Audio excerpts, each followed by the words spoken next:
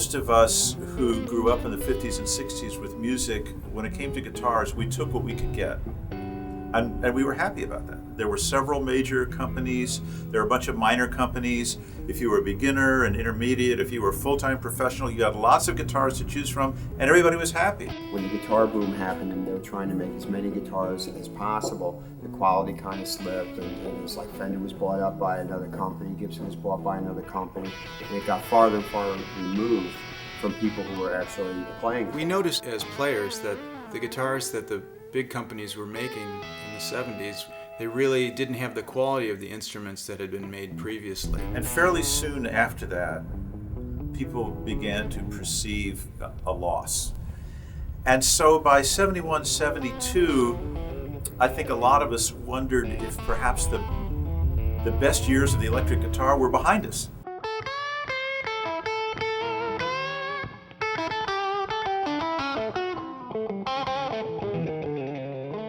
I'm Joel Danzig, and I started Hamer Guitars in 1973.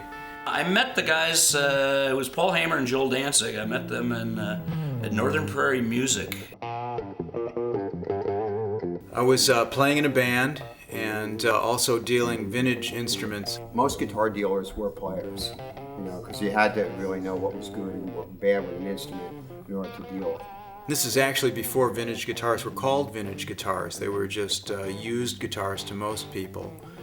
Back in that time, there were very few vintage shops.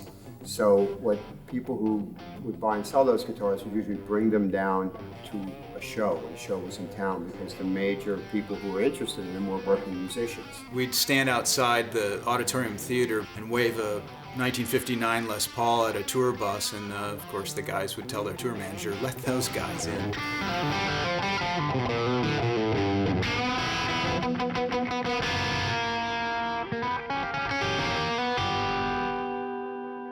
We were selling them the old Gibson instruments, the old Fenders that they weren't making anymore. So if you played in the Chicago area, Joel would be one of the guys who'd come down with some kind of vintage piece, a Les Paul, a Strat, something interesting. We were dealing with Martin Barr, Andy and Anderson of Jethro Tull, Jan Ackerman of Focus, a lot of the early rock musicians. They had the same kind of instruments that I was interested in collecting. Flying V's, Gibson Explorers, Telecasters, Stratocasters. The older guitars sounded better and they played better. We all liked the Gibson Sunburst Les Paul Standard. Because we were restoring guitars and repairing the older guitars, we started to really gain a lot of expertise at how they were made, and not only how to make them better, but also what about them wasn't made correctly and how they can be improved. This naturally led to building our own instruments. At one time in '75, he brought this color picture of this guitar that was kind of a mix of a Gibson Explorer and a '59 Les Paul Sunburst, which was like the most desirable of the vintage guitars. That's the guitar everybody wanted. We started building a guitar for Rick Nielsen really early. I think he has number 004. It took so long to build the number 4 guitar for him that we felt bad about it, and so we gave him the first prototype, which is 0000.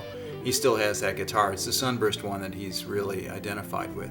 This is the very first one. If you notice, the knobs are straight up and down as opposed to an angle. That after the very first one, they started to angle them, and that's actually has a curly maple top on top of the actual body, and it's got binding in it, and it doesn't actually have binding on the neck, which then they put on later. And at that time, there was nobody doing anything quite like that.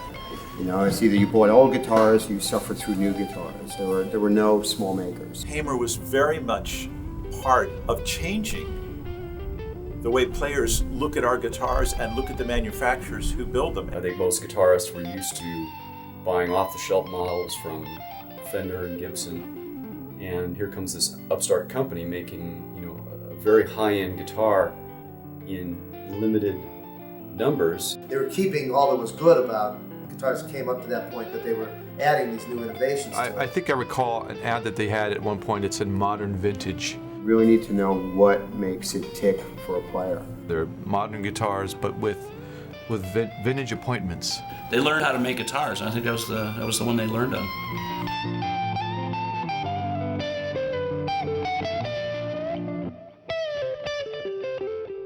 when Joel and his workers started building guitars, they were really young, and they wanted to take the quality of the old school, but marry that to the thinking of progressive modern instruments.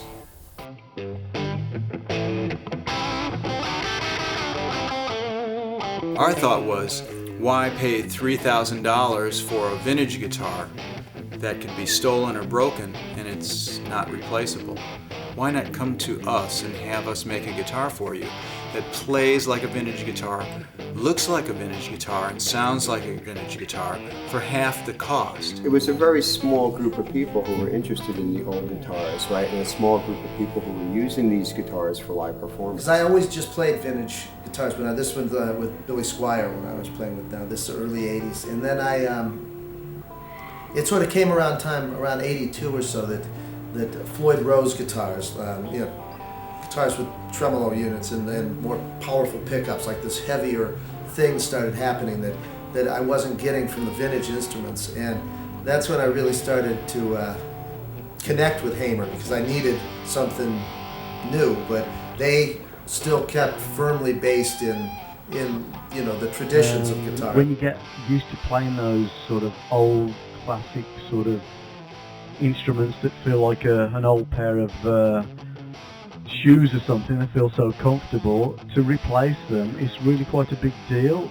So obviously the replacement has to be really quite something special, you know. Well, if you want to buy the vintage guitar, these new Hamers are a lot less than that. They're going to cost you more than the new guitars by those companies we grew up with and loved.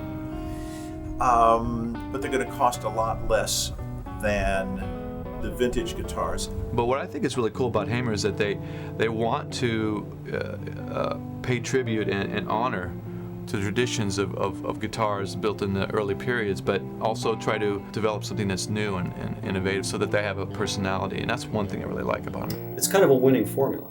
If you put those elements with an instrument that has the right electronics and has the right weight and balance and has the tone someone wants to get, then you've got an instrument that is just going to sell itself. People said, you're right, these are great. I can feel it, I can hear it, I can tell it when I play it. That success, I think, allowed them over a period of years to say, okay, we're players, we're creative, we can do things beyond channeling this vintage guitar aesthetic. Let's do something new. Let's do something no one's really seen before. Like this guitar's got a painting on it by Tony Fitzpatrick, and at that time he was painting birds. He was doing a whole series of paintings of birds, and that's how this came to be. In the late 70s to 80s, you had people inventing things like Floyd Roses and experimenting with different shapes of the peg head and crazy finishes. And now it seems like people are getting back to the old style of guitar building. This is my newest. It's called the Junior. And I don't know, I just love this one. This is my favorite new guitar. Big players, once they've played solid body guitars for a number of years, there is a logical desire to want to play an archtop. Archtop, P90s, Bigsby, it has that old box vintage jazz guitar sound and feel, but with modern appointments and variety in the pickup selection. Players, I think, as they get more sophisticated, tend to want to at least own an archtop that complements the solid body guitars that they own, and maybe some of the flat top acoustic guitars that they own. With Hamer, because they make a quality instrument that can be used for jazz and can work like that, but you can always get back to a rock and blues edge with their guitars, and that's exactly what I need.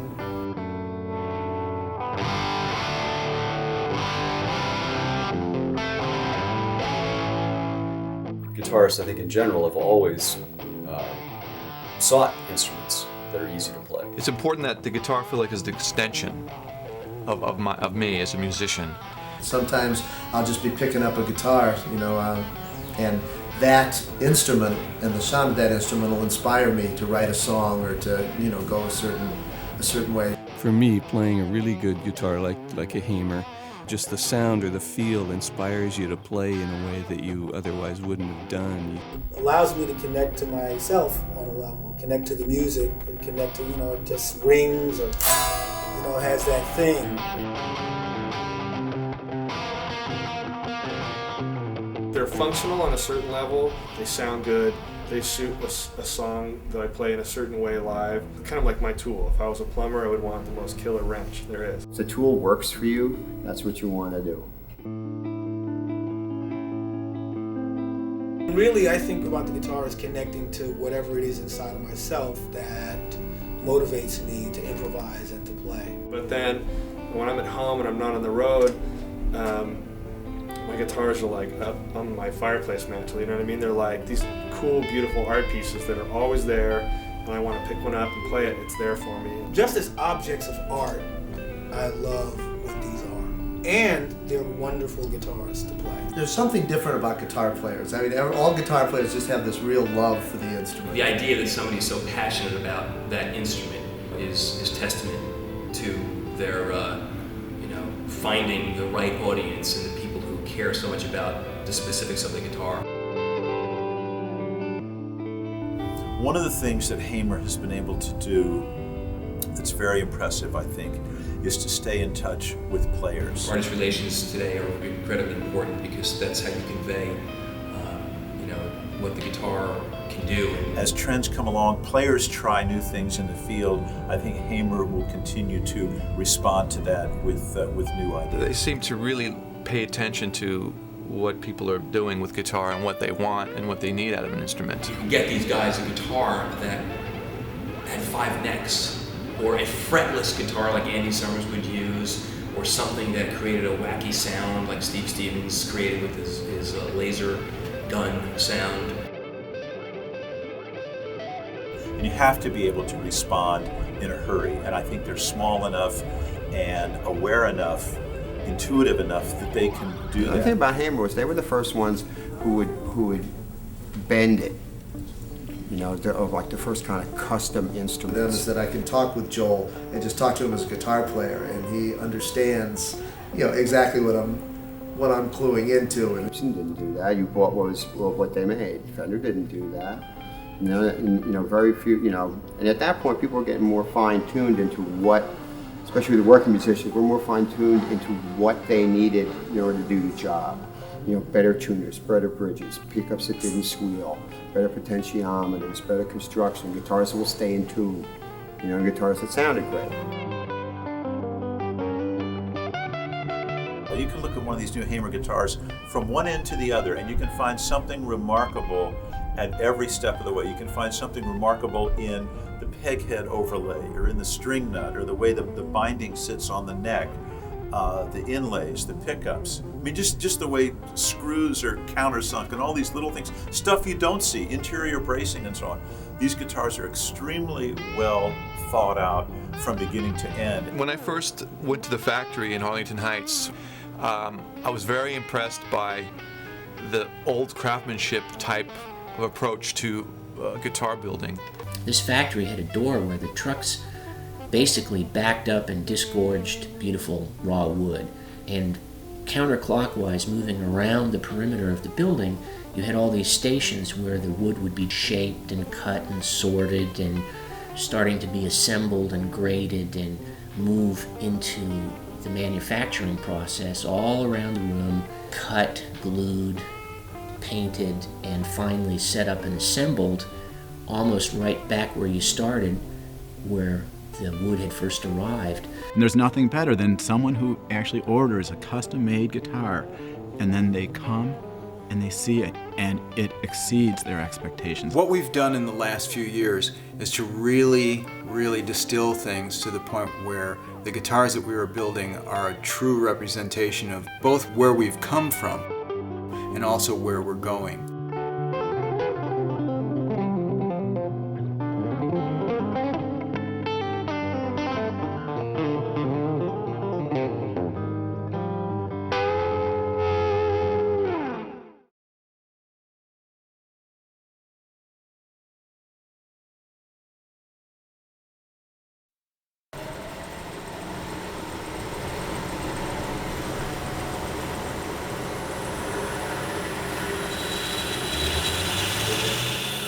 cutting a billet of ultimate grade maple using a bandsaw. He's going to open it up just like a book, and that's how we make the tops for the guitars.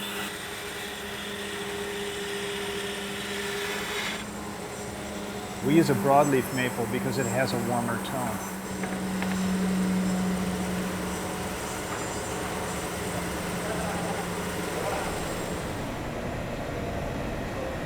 And every single step that we do, every single process, we're looking for the ultimate in precision, something that we can show off. It's a number of small things that add up to make the sum of what we're doing here. Right here, we're heating the binding with the heat gun to form it around the shape of the guitar. We've milled a precision edge on the side of the binding so that it'll fit down in the slot precisely and give us a clean enough edge that we can show it rather than cover it up with the paint. In mass production, you'd run the paint over the seam to hide it. Because we have such a precision edge, we can run our paint right to the seam and show it off. It's that close. Then you'll go back and glue it down and tape it in place and allow it to dry for a day. Every single step has to be done exactly right. Now, our top-of-the-line guitars are all carved by hand.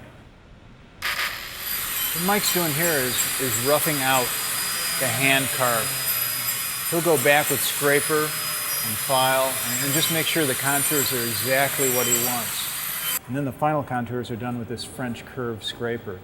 The French curve allows him to get into contours that you can't do with a machine. Our top-of-the-line models, like this 30th anniversary, are all carved by hand. This is the artistry that sets this guitar apart from mass-produced instruments. Carving by hand gives us a contour that you can't do with a machine. It gives the guitar a character that's really individual.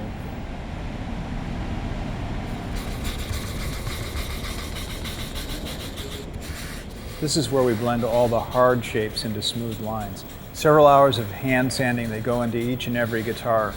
And this is really where you can make or break a finish.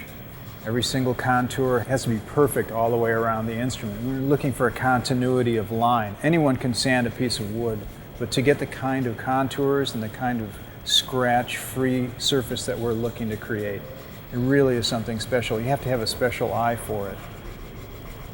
We'll probably sand this instrument for over 40 minutes just on the body alone. It's an oral tradition, actually, the way it's handed down, the way that all the contours blend together. It takes about 1.5 years for someone to actually be trained to do this. In a mass-produced environment, you could never take this kind of time. You have to hustle along to the next operation. It's a lot more time-consuming to do things this way, but the end result is something that's truly spectacular.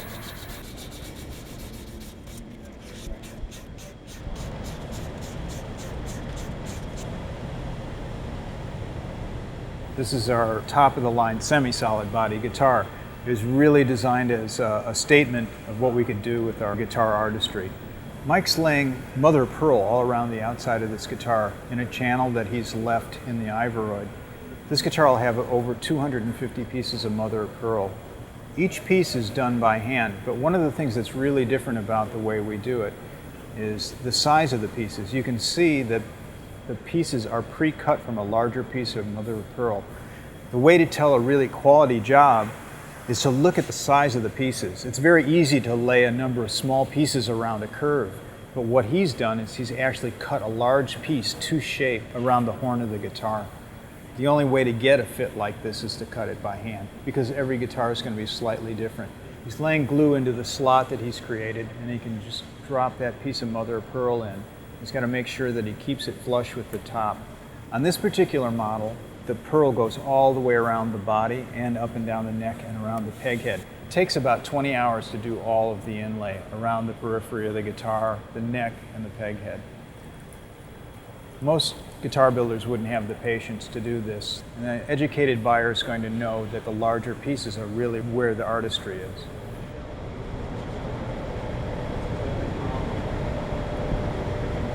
I love the way the grain on the rosewood plays against the inlay. Each individual piece of inlay is put into the neck by hand.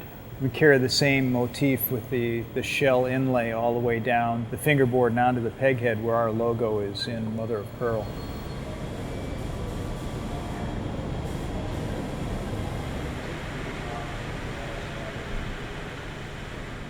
Those are all the guitars waiting to be worked on. They haven't had the slot cut for the peghead binding yet. What Dave's doing here goes back hundreds of years.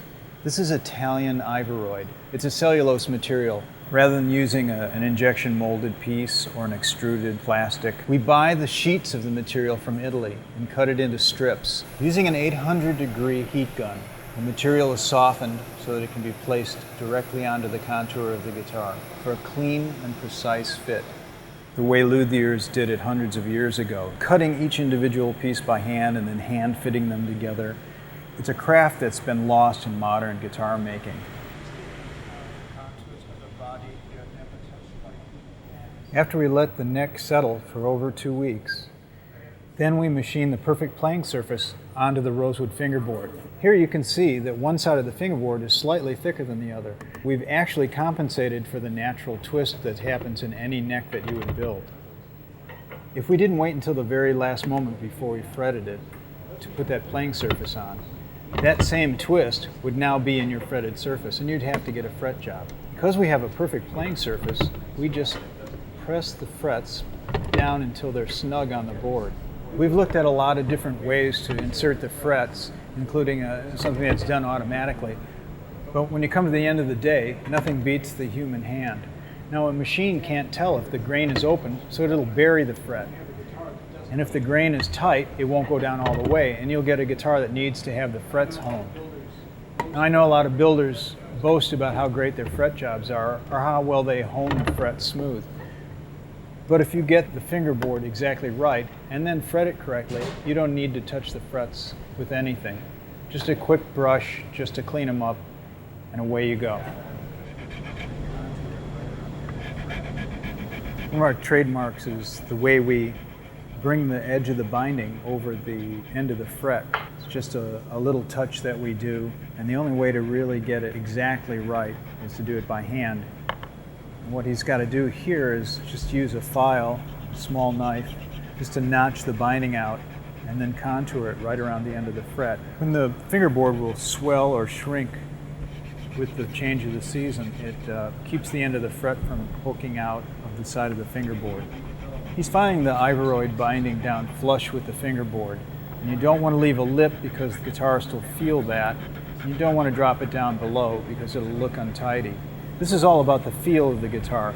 Although the binding is decorative and the way that it goes over the ends of the frets really is a pretty thing to look at, it's also to protect the player from the edge of the frets, and it's also, we have to make sure that it's very smooth when you move your hand up and down the neck and you don't feel any irregularities. So he's really got to get this exactly right. In 1980, we started going to what we call a stressed neck system. It's a system of aligning counterbalanced pieces of wood. We'll have a neutral piece that runs through the center of the neck, and the two side pieces are mirror images of each other with opposing grain. So any tendency of one piece of wood to want to twist in one direction is counterbalanced or counteracted by the other one that wants to twist in the opposite direction. Since we've employed this technique, there have been virtually no returns of our guitars for twisted necks. You can look at one of our guitars hanging on a rack and actually see how straight the grain in the neck is. But one thing that most people aren't even aware of, even some of the best techs, don't realize that the straightness of the grain of the fingerboard can also affect the way the neck bends from side to side. And the way to avoid having any problem in this area is to pre-select the fingerboard wood for the straightness of grain, because it affects the way the guitar will move with humidity changes. The straightest grain is what's going to give you the most stable neck. We reject maybe 60% of the wood that comes in because it's not good enough. Once again, we're building an instrument that has an individual character so that you could recognize that guitar from across the room and know that it's your guitar and your guitar alone.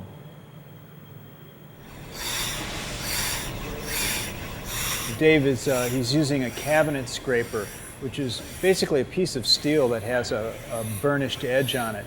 He's using that to scrape the neck down to the final shape. It's been pre-curved and allowed to normalize for several weeks.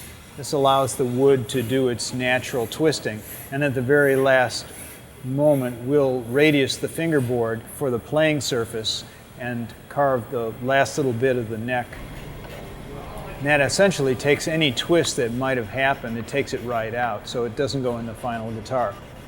We have two contours that we work to. One which is called a vintage contour and one that's called a modern contour. You pick a guitar up in a store and play it for a few minutes, a thin neck feels like it's fast or very comfortable.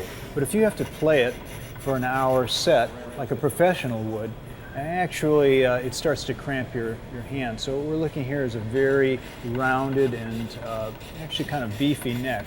Really gives the guitar a lot of sustain, gives the guitar a lot of tone, and it's a lot more comfortable to play in a long run.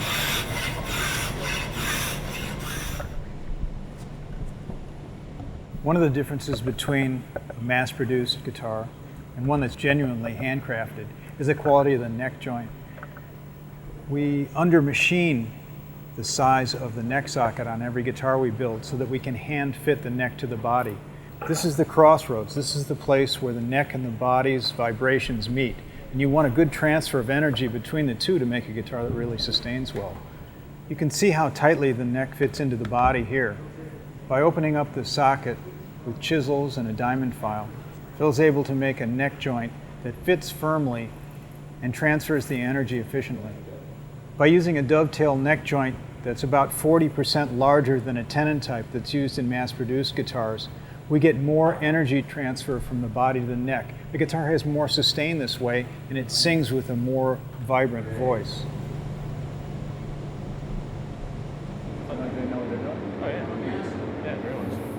The thing that we've really stressed year in and year out since the very beginning is that every guitar be identifiable. It's an individual instrument for an individual person. No two guitars are going to be exactly the same. The finishing process takes in excess of 8 days, building up the color and the clear coats layer after layer. Staining wood is probably the oldest technique used on this type of wood, but we've moved it to a new level by actually floating the sunburst off the wood. Because we lay the color over a series of clear coats, it gives the guitar a prismatic effect. It really sets the guitar apart. After the first 3 coats of clear, we use a base coat of the yellow that will appear in the middle of the guitar. Now what he's doing is he's actually reading the flame of the guitar, because every guitar has its own unique character, and he'll bring the burst in or out to accentuate that particular piece of wood. And even though that makes each guitar a little different from the next, that's exactly what we're going for. It takes a lot more time to build up the paint layer by layer, but it's worth it. One of the things that's most important to us here is preserving the individual character of every single piece of wood that we work with. Something you can't do in mass production, and something that's really a lost art today. After the color's applied to the face of the guitar, we have to go around the entire periphery with a scraper knife, remove the color from the binding. This is the best way to make a really sharp edge. It's much better than masking it with tape, but it takes a steady hand. This is a place where handwork really pays off, because you get that precision line that you can only get with a knife. You can imagine how long it takes to learn this job. Once he's finished with this stage, the guitar can go back into the spray booth and get its clear coats. It takes about 3 hours to hand sand each guitar in total. The total process requires almost 2 weeks. Build up the layers of clear coat over the color, and that's what gives it its depth. We use a hybrid acetate-based finish, very similar to the nitrocellulose finishes that have been used for hundreds of years. As far as the tone of the guitar is concerned, you want to keep the finish thin so the guitar can vibrate and breathe. And that's one of the things that sanding the guitar so many times does. In all, he'll spend over 3 hours sanding this guitar.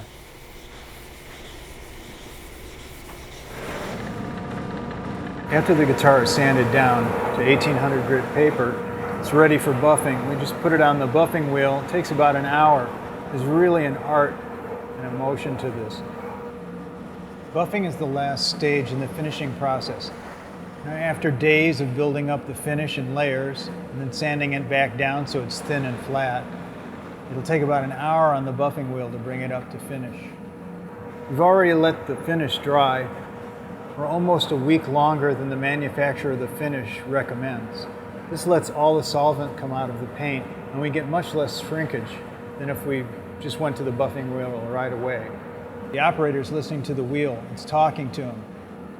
He listens to the sound to tell him how hard to press on the guitar. If he does it right, the guitar will look great. If he puts an edge wrong, it'll toss it on the ground. Too much pressure and he burns through, not enough pressure and it stays dull. There's a fine art to it, but if you do it right, you've really got something.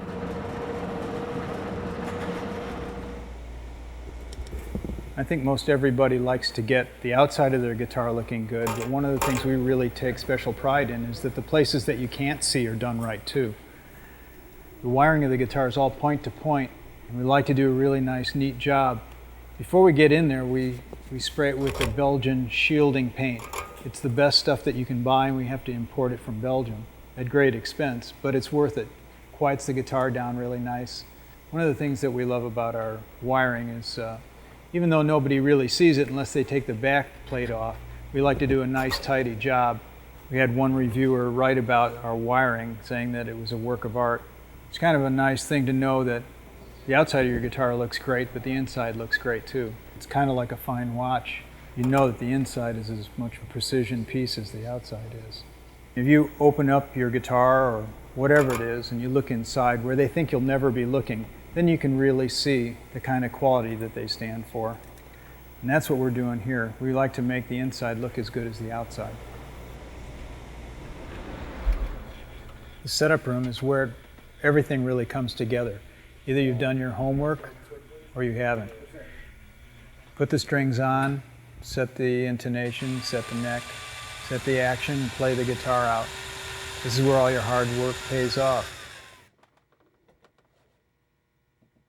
Have people who actually play guitar, actually play in bands, setting up your guitar so they know what a guitarist wants to feel.